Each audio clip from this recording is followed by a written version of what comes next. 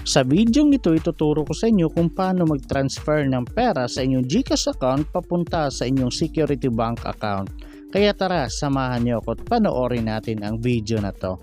Pero bago yan, sa mga hindi pa nakasubscribe sa akin, kayo na ang bahala. So unang gagawin natin, syempre i-open natin ang ating GCash account. At kung nakikita ninyo, may laman na 1,011 pesos yung GCash account ko. So ngayon ita-transfer natin lahat yan papunta sa ating Security Bank account. Kaya i-click lang natin tong transfer. At pagkatapos may makikita kayong mga pangalan ng bangko na nandito. So hanapin nyo na lang po ang Security Bank. Ito po yun. At pagkatapos may makikita na kayong bank transfer dito. So maglalagay na kayo ng amount. So ngayon kailangan nating i-transfer lahat ng laman ng ating GCash account papunta sa ating Security Bank account. Kaya try nating ilagay kung magkano ang pwede. So tinry kong ilagay yung 1,000 pesos pero hindi po siya pwede. May nakalagay po sa baba na insufficient balance. Kaya binawasan lang natin, ginawa nating 995. At pagkatapos punta naman tayo dito sa baba sa paglalagay ng account name. So dito ilagay nyo po yung buong pangalan ng may-ari ng bank account na Security Bank na pagtatransferan ninyo ng pera. Make sure po yung buong pangalan po kung anong nakalagay sa kanyang bank account name, yun po yung ilalagay ninyo dito. So kagaya niyan nilagay ko Dubs Tutorial. So kung ano yung nandun, yun po yung ilalagay ninyo, yung gusto ninyong pag-transferan ng pera. And next punta naman tayo dito sa paglalagay ng account number.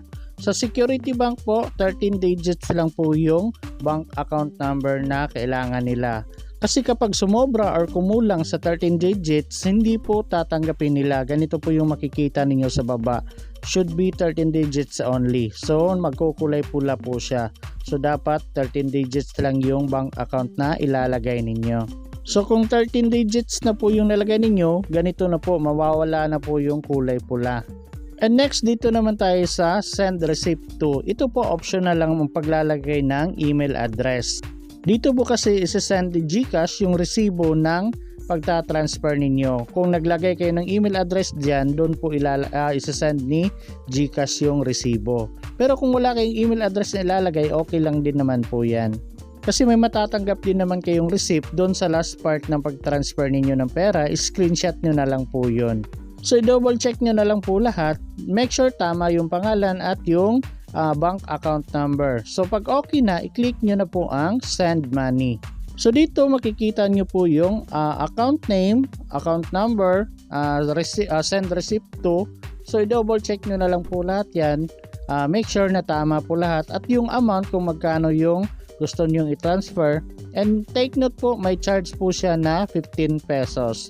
So yung total na ipapadala natin is 1,010 pesos. Pero pag okay na kayo sa lahat dyan, i-click nyo na po ang confirm. After that, may makikita kayong ganito. Nag-send daw sila ng 6-digit na authentication code sa inyong GCash number. Kaya i-double check nyo na lang po. May marireceive kayong text na kagaya nito. So may nakikita kayong bank transfer tapos magkano yung amount. Then nandito yung OTP sa baba, kagaya niyan 534838. So yun po yung ilalagay ninyo dito. So once pag nalagay na ninyo at tama naman lahat, i-click nyo na po ang submit. Then after that may makikita na kayong ganito, bank transfer is being processed. So pinaprocess na po, pero sa akin madali lang naman, wala pang 1 minuto na transfer na po yung pera. So antay-antayin nyo na lang po. Basta tama lahat yung mga bank account number at pangalan na nilagay ninyo, huwag po kayong mag-alala kasi darating din yung pera sa bank account ninyo. And may makikita rin kayong ganito, transfer amount 995 tapos yung charge niya is 15 pesos, so total 1,010 pesos. So may reference number din na nakalagay dyan sa baba.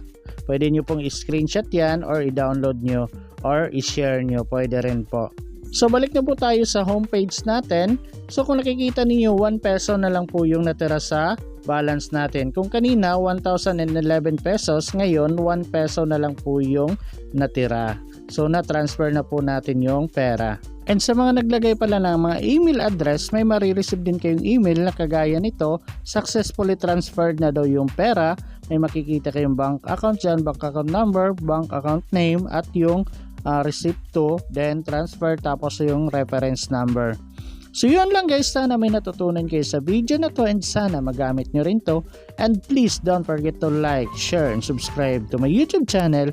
And please don't forget to hit the notification bell para updated kayo sa lahat ng mga videos ko. So yun lang guys, thank you and God bless everyone!